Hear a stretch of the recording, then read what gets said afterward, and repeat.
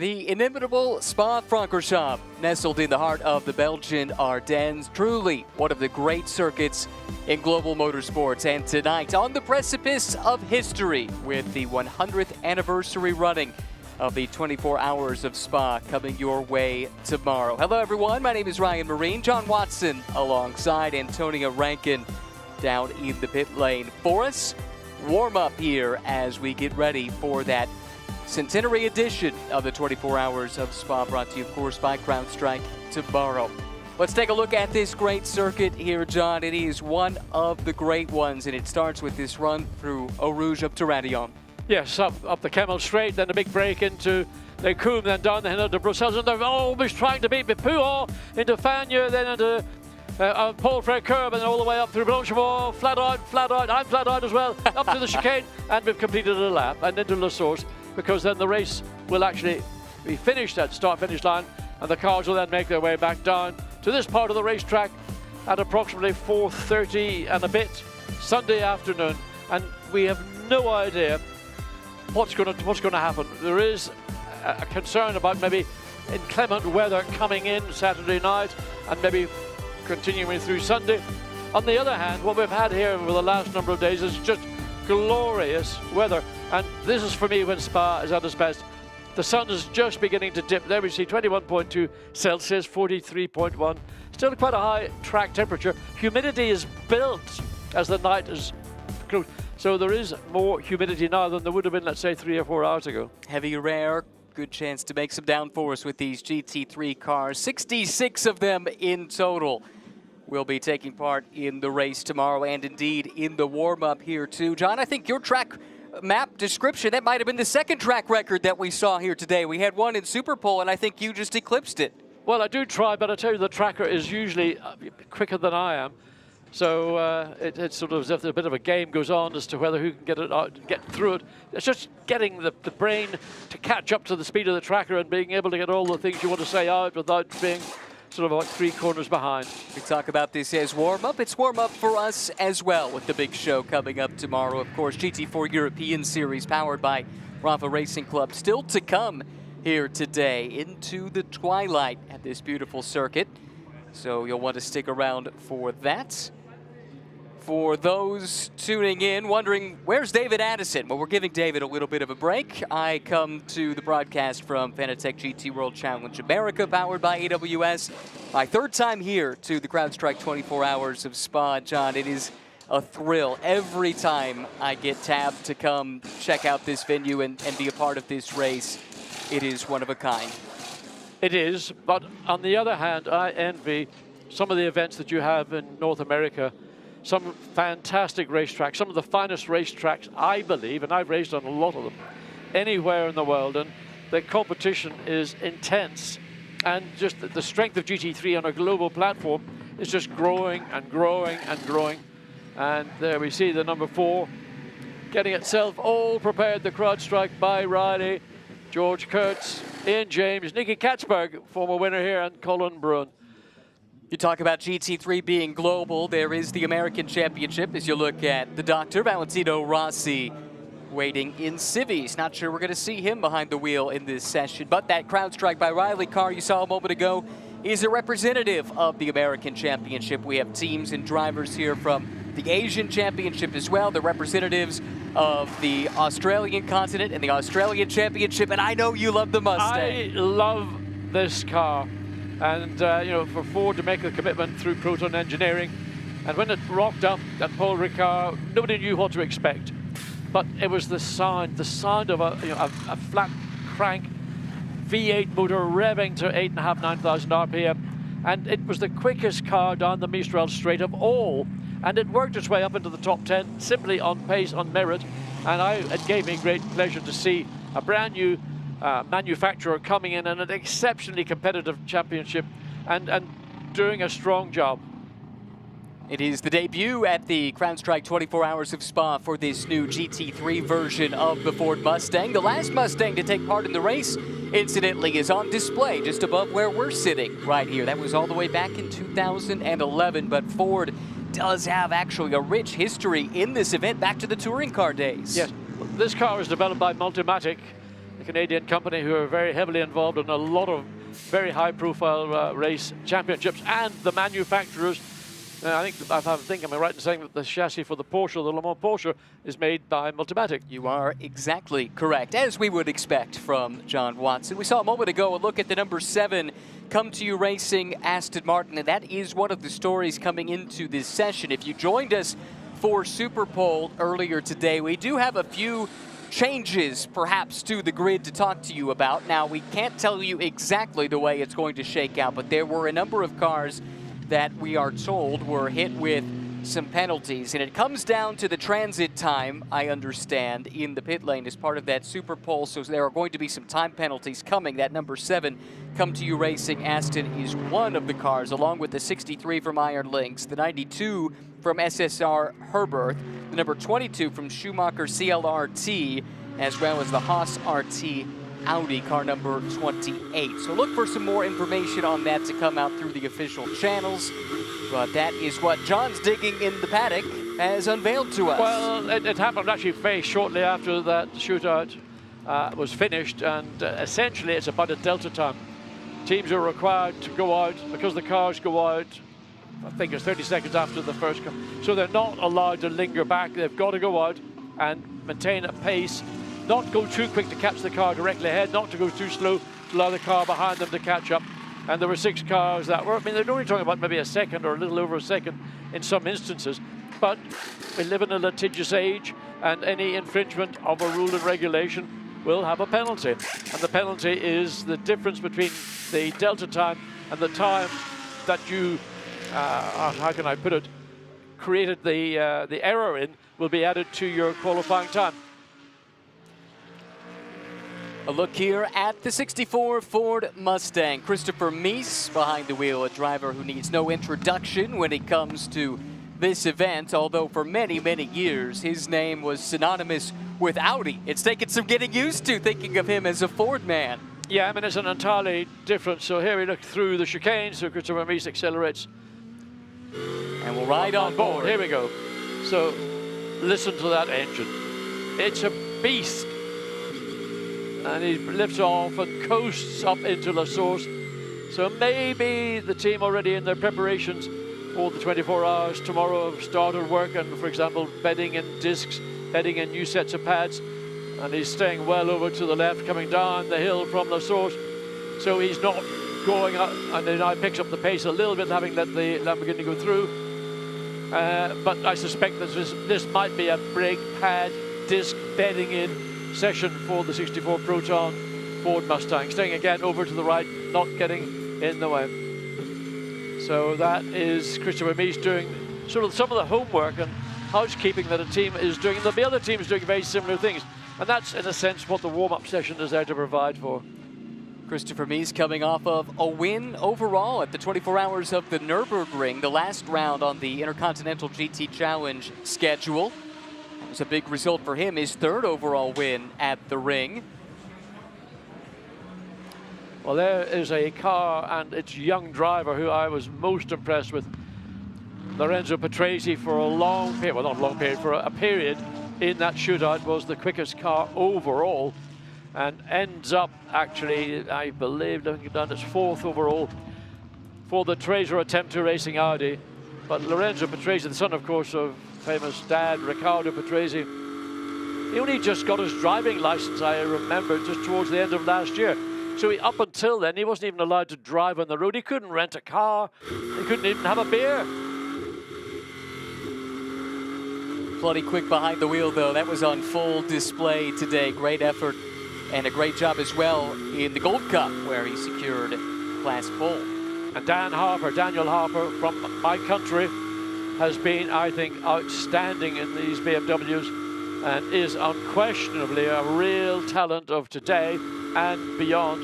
And I think every time I see him behind the wheel, he just seems to get better and better. And I was trying to recall with David when we were doing the commentary, I think he may have put a BMW on pole position for the Nürburgring 24 Hours, which was, what, some 3-4 weeks ago now. Ended up runner-up in that race. Of course, reigning British GT champion of a year ago with Century Motorsport. Here this weekend with the Rover Racing team, the defending winners of this great event. looking at the dash, he's not watching his favorite video. A lot of these cars now have a camera at the rear, which makes it much clearer to see the traffic that's coming up behind you. The mirrors are still there, they're there by requirement, but this concept of using a video to the rear bumper, the only trouble is, or wherever it might be located, if you get a little nudge in the rear, it could distort or realign that camera, but they didn't have their mirror on the wings of the car. But in some cases, the mirror that was inside the car has now been deleted. I seem to remember Corvette Racing at Le Mans really pioneering that technology, and actually you saw it on that onboard shot moments ago as well. The different colored arrows that pop up to help the driver identify cars behind, especially in nighttime. Well, where you've got prototypes racing. Yes. Oh, look at the gravel up at the top of Lake Coupe. Somebody's run off wide and put a bucket load or more of gravel onto the circuit. Currently, quickest time is by Adam Smalley in the Garage 159 McLaren at 2:15.9. Bearing in mind the quickest lap we saw in that shootout was at 13.7. I mean, an amazing lap by Frank Pereira in the 163 Lamborghini, just eclipsing Lucas Auer in the Mercedes AMG team man filter. So very exciting qualifying in those last two runs. That lap, by the way, set in nearly ideal conditions. It was maybe a tad hot, but hardly any wind when I was down there in the pits. And this brand new track surface, John, so much grip. The drivers have been raving about it. Yes, I mean, you can recognize the bits of the circuit that are new. We're coming on to a new bit now, I think. So that's on the edge of the Paul Frere curve, and the reason you can tell is it's as black as coal. And of course, being relative, it's only been down, I think, maybe a month and a bit. It's still, it's in its freshest condition. So there will be high levels of grip, but also it's having an effect, I understand, on how tires are reacting. So it's a sort of a cleft stick in a sense as to whether, while the cars are quicker, is the cost of doing that, you're going to get more or higher rates of tire wear. We've been watching David Vidalis, part of the AF Corsa lineup. Car he shares with Thomas Neubauer and Vince Abril. Spanish driver making the transition to GTs after a career in single-seaters. He was 16th in FIA F3 a year ago. Did a little bit of testing in Japan in the off-season, possibly a switch over to Super Formula Light, the series just below Super Formula, but elected to pursue GT racing in GT World Challenge Europe Endurance Cup this season. And that car has been quick this weekend. We've seen the Lamborghini quick this weekend too, as we look at Mirko Bortolotti plying his trade just fractions away from some of the best sector times we've seen. Yeah, this is the car that Andrea Caldarelli ran in the shootout, and of course that was one of the 6 cars that got pinged with a time penalty. So Mirko Bortolotti has been given the benefit of doing the warm-up. So Mirko Bortolotti, who is, we know from his experience in Lamborghini, he did have a brief sojourn to the WRT Audi team a couple of 3 seasons ago, but back in his, so you might say, spiritual home. And if anybody can haul a Lamborghini around a racetrack, Mirko Bortolotti is that driver. But you know, Frank Pereira in the Grasso Racing Lambo did an absolutely stellar job. And actually, that is one of the surprises to me from that Super Bowl session, the disparity between the 2 Lamborghini teams. You had the Grasser car on the pole, this car all the way back in 17th. And we're not talking about huge margins, but it is a big gap in real estate. Yeah, I mean, the time that Caldarelli established was actually not the time that we were going to have for his grid position. But what Andrea was doing, I noted during the run, was on both occasions coming into the chicane, he attacked the curb on the inside, on the right-hand side of the entry to the chicane, very, very aggressively. And I don't know whether that would be why that 63 maybe didn't quite perform to the level of the 163. But I don't believe in aggressive curb hopping. I think that it fundamentally isn't going to be the best deal. But that's not. I wasn't in that car. Andrea was, and he pushed as hard as he could, but it wasn't sufficient. It was not. Bortolotti right now down in 9th. Smalley's still the quickest. That's a Bronze Cup car. There are multiple classes, although with equal GT3 machinery. You've got your Pro Class cars, your Pro-Am cars, silver, bronze, and gold. all mixed together. And it was interesting to see representatives of multiple classes in that top 20 pole shootout. We had bronze class cars, we had gold class cars. I was frankly a bit surprised not to see a silver in the mix as well, given the success of some silver lineups we've seen here in the overall in recent seasons. Yeah, I mean, it's a large field of cars, and I mean, a number of cars were completely out of position. I mean, for example, the Kevin Estre, Lawrence Van Thor, Patrick Pilet, Porsche, but that would have been, to me, a natural front grid sitting car, and it never appeared. And I think that might be, oh, that's Piccarello in the number 80. So that is one of the Herbert X, so Lion Speed X Herbert entries. 911 GT3R in brackets 992. And I love the whole visuals of this particular Porsche. Alessio, very much a hometown kid. Grew up in Charleroi, just down the road. Charleroi, pardon. Just down the road from here. One of many, many Belgian drivers, and something special that was announced here this weekend. In fact, earlier today, a new trophy for the highest placed Belgian driver, which I think does a good job to recognize the amount of Belgian involvement we've seen in this race over the years, especially in the touring car days, as Piccarello explores track limits, shall we say. I'm not sure that was, I'd almost look he used that bit of track to find a way around the car that he's just overtaken. He didn't want to lose momentum. Now, that would normally, if that was in a race situation, be noted as a track limit violation. But in the warm-up, I suspect it'll be just, maybe a notification will be made to the team.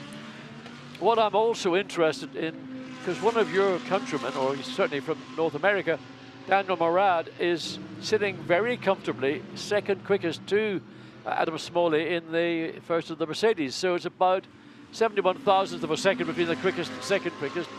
And that's a car, again, you have to think has got to be in with a shout over the 24-hour period. I agree, and Daniel already has a 24-hour race win on his resume this year. He was the anchor in Windward Racing, which runs the car here as well. Their class win at the 24 Hours of Daytona back in January. And in fact, it was his performance there that helped to get the deal done to come race in GT World Challenge Europe this year, where he's doing the full season for the Team Manfilter entry, which again is run by the Texas-based Windward Racing, although Windward does have operations here in Europe as well. It's easy to forget, but if you go back 5-6 years now, Windward purchased the HTP team. That was for many, many years a powerhouse. A very successful team. And that is the foundation of their program here on the European continent.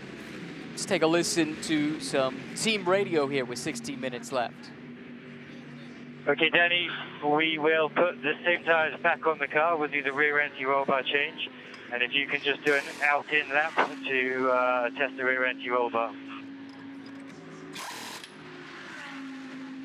That was radio to Daniel Hunkadea. Yeah, Hunkadea had been third quickest until then. The 97 Porsche of Hartig came up, so it's up to third place for the Porsche. Hunkadea in the pits, of course, so he lost that for what it's worth. In reality, a lap time now is not going to have any bearing on anything to do with your good position, but teams want to know we're running into the light beginning to slowly fade, the atmosphere's changed, the humidity's up, the temperatures are down, and it's all information gathering. As we noticed earlier on the Mustang, you can do a lot of homework. You can do your pads, your discs, and anything else you want to do. I'm glad you mentioned Luke Hartog, who sits third right now, young Dutch driver. That car did not set a time in its fourth and final qualifying session last night. Qualifying was broken down into 4 different sessions. Some of the 3-driver lineups only ran in 3 of them, but this is a Bronze Cup entry. It was supposed to run in all 4 because they did not have all 4 of their drivers take part. That car will start last, but clearly it is quick. It is the 3rd fastest here, the Rutronic entry in the Bronze Cup, with the youngster Luke Hartog, who is the current points leader in Porsche Carrera Cup North America. That's his main program this year, in addition to Endurance Cup here in GT World Challenge Europe. I just met him a couple of weeks ago, and he was so excited about this race, John. He rented a camper He is staying at the track in his camper, and he's got all his friends and family from the Netherlands in town. You know, that's just like the good old days, going back to the late 60s when people trolled all around Europe with a Ford Transit van and a trailer, and they would camp, or in some cases they'd sleep in the van that hold the race car around. And it's still nice to know that those values are, okay, it's a bit more luxurious, but they're still there. I think it's, so many youngsters come in, and they come in with such, support, the most luxurious motorhomes or, whatever, and there's a little bit of humility sometimes to benefit. Now, is this drone going to overtake any of these cars? This is the quick one now, off the chicane, going, let's have a race. Can the drone out-drag the BMW all the way up until the source? No, it pulled off. It knew it was going to win, but it just pulled off. Well, we can't be upstaging the GT3 cars now, can we? Oh, well, look, at this point, it's just, I think it's amusing. I love the drone shots that we've been running, enjoying throughout the 24 season. I think have given us a new insight into areas that we never got the chance to explore. It is remarkable, and it gives you visuals that you just couldn't imagine, outside of a video game, frankly, before this drone technology. And the folks that pilot them are incredibly talented as well. Down into the final half of this session, 13 minutes to go. CrowdStrike by Riley, car number 4 is who we're taking a look at here. Just interestingly, looking at timing and scoring, Lewis Proctor has taken over from Adam Smalley in the 188 Garage 59 McLaren. That was obviously a planned change by the Garage 59 crew, and I don't know how many other teams will follow the example that we're seeing from Garage 59. That's just one that I've just picked up looking at timing and scoring. Chris Froggatt also, I'm not sure whether Chris Froggatt started this session. I'm not sure it wasn't Eddie Cheever. Anyway, Chris Froggatt behind the wheel likewise. And that's in the Sky Tempesta, number 93 Ferrari 296. Back in a Ferrari for Sky Tempesta in conjunction with AF Corsa. Come on, Nicky! One of our heroes, Nicky Katzberg. Defending race winner. I mean, such a great career across the world in all forms of motorsport.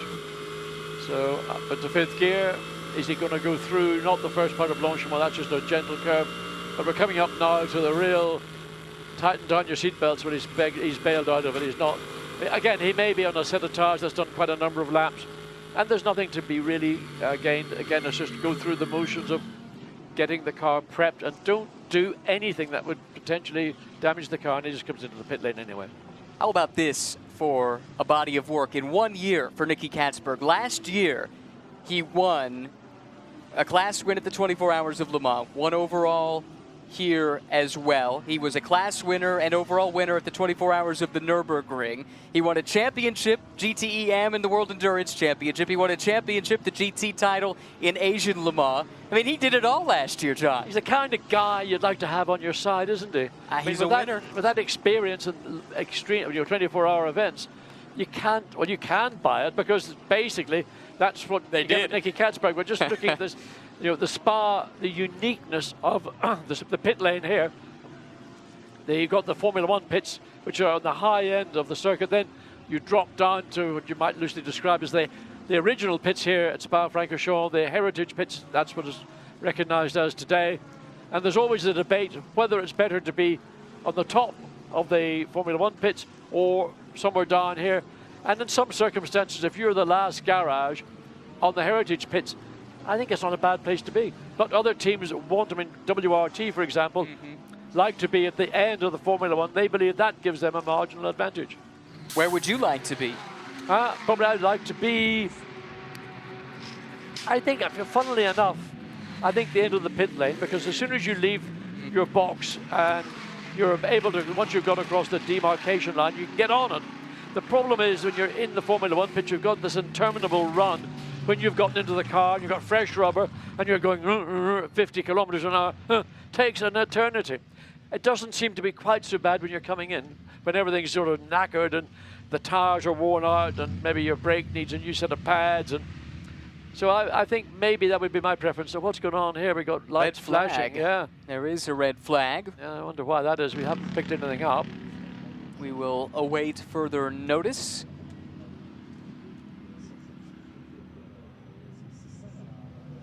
We will keep you up to date on what we learn, but as far as what we've been told, no on-track issues. And you know what? It sounds like some folks might want a chance to go get a little extra sleep tonight, and race control might feel the same way. Well, anyway, whatever is the... So the red flag has been shown, and everybody comes back into the pits. Just getting a glimpse into the rear of these BMWs. This is the Valentino Rossi car showing that with Raffaele Marcello and Maxime Martin, a really strong driver lineup. And McLaren at the front of this train, that is the quickest car in the session. Louis Pret behind the wheel right now. He did not set that time. There's the message from race control. Session will not be resumed. So it does appear that we are done for the evening. This is the WRT team. Let's listen in. Okay, tell me how it is. So the more you drive, the more the rear dump, right? Yeah, the more I struggle a bit with the rear. Yeah, more in general, the rear in general. Entry and exit. But for me, the exit is more where I struggle more and more when you run. Concern in Maxime Martin's voice. We did see the back of the BMW, the rear the left rear wheel was off the car, and the engineers were having a little look into it. So there's something that car needs to address before we get underway at 4:30 tomorrow afternoon. And that team will have some work to do. None of its cars made it through to Superpole. That is a bit of a surprise given that team's history here. Of all the cars in the WRT lineup, the 32 with Dries van Thor, Charles Weerts and Sheldon van der Linde. And there is Dries, he looks cool. Charles Weerts standing beside him, Valentino. All the boys having a little bit of a laugh and a giggle, and would like to have a spy on the wall to catch up with what they're saying, because it'll not be in Belgian or Flemish, whichever the language the two drivers. But Valentino, his English is very good. I don't think his Flemish or Dutch is particularly good. He's enjoying the experience, though, and why not? Chance to race in one of the great circuits on the planet. I mean, Valentino came of age last year in Misano when he won his first event. At the race at Misano this year, he drove, I thought, an outstanding drive, and that for me was the final step in the building of a former multiple world champion motorcyclist into a fully signed up, let's go and get him GT3 race driver. The way that they employ him now from a strategic perspective, it tells you all you need to know. They treat him like any of their other pro drivers. He's at that level. Well, yes, but equally, he wants to be treated as a contemporary. He doesn't want to be treated as Valentino Rossi, the legend. Let's look at the results from a truncated warm-up session, the final on-track action until the CrowdStrike 24 Hours of Spa tomorrow. The 76th running 100th anniversary edition. It was Smalley that set the time in that 188 McLaren, quickest by 71 thousandths over Daniel Morad, Lucas Auer, and Mauro Winkel. Tell you what, that car has been at the top of the timesheet seemingly every session. Luke Hartzog put the fast lap in for the third place car, also out of the Bronze Cup. There you see the Gold Cup fastest drivers and the car on the right. Hellet, Carton, and Iteki for the CSA racing team. Had a good day yesterday to make it in to the pole shootout. Find themselves 8th overall on this leaderboard. The quickest of the Gold Cup, though. Hard to take too much out of this session. Everyone with different priorities as you look again here at the Bronze Cup car that was overall fastest here today. A little bit further down the order, but to your point, John, you don't know what the teams are working on here. Priority very likely is not lap time. It's about making sure everything is set, ready to go, and you have nothing left loose, nothing left undone ahead of the big race tomorrow. Yeah, I mean, there has been work done since the shootout on many of these cars. A lot of it will be, going through the motion set, the bedding in a set of pads, bedding in some discs, and many other items at the team. But now they'll go into the full-on race preparation beginning now And for many teams, it'll be an all-nighter, and they'll have to work all the way through Saturday up to the point of the race, and then another 24 hours on top. I mean, people think motor racing is glamorous, and at the level of a driver, maybe there is, but the people that are the meat and two veg of any team, they're the true warriors, if you want, because they have to do things which sometimes are subhuman. I mean, just unbelievable. The good news is it was a clean session here today, and so none of them are going to have those long nights here tonight ahead of the big race tomorrow. Well, let's go ahead and head down to the pit lane and check in with Antonia. Adam, the fastest time in the last session before the race. What better position to be in? Yeah, obviously a very nice position to be in. We've worked very, very hard all week. Fair play to everyone in the 188 car. You know, Miguel did a fantastic job, so did Louis and Marvin in qualifying to get us into Super Pole, which we definitely did not expect as a bronze car. And then in warm-up, yeah, we just ironed out a few little niggles we had previously in the week, and it's kind of all come together. So fingers crossed we carry this momentum forward into tomorrow's race. What are some of the things that you look out for as a driver and as a team during this session? I mean, for me, I'm still taking it all in. You know, I'm used to 30-minute sprint races, let alone being on track with 67 other cars. So it's definitely a bit of a mission for me. Still getting my head around it, but absolutely loving it so far. You know, it's more of a team sport than what I'm used to. Having to take it all in, you know, from the engineering point of view, and also working with the other drivers. But I think we've all gelled really well. And you know, to be starting, I think 11th overall for the 24 is going to be, yeah, it's going to be incredible. Well, it seems like it's all coming together. Thank you very much. Thank you very much. Big transition if what you're used to is single driver sprint racing, and then you come here, the biggest GT3 race on the planet at one of the biggest, baddest circuits on the planet. Well, it was the final chance to tune up these cars ahead of the 100th anniversary edition of the CrowdStrike 24 Hours of Spa. It was a busy session, as you would expect. A handful of cars elected not to turn any meaningful laps. A couple just did some install laps, checking bolts, checking settings on the vehicles, but by and large, most of these teams did take advantage of this last chance, and it was, thankfully, a clean, albeit shortened session. Beautiful weather here tonight, great conditions to be on track and enjoy it, and they might as well. Oh, frightening moment there for one of the quick McLarens. We do have the prospect of some rain in the forecast looking ahead to tomorrow and into Sunday as well. So a chance for these drivers to enjoy the repave and all the grip and speed that is available to them here at this mostly resurfaced Spa circuit. So that's it for this warm-up session. That means it's now just time to wait for the race tomorrow. For John and Antonia, I'm Ryan. So long.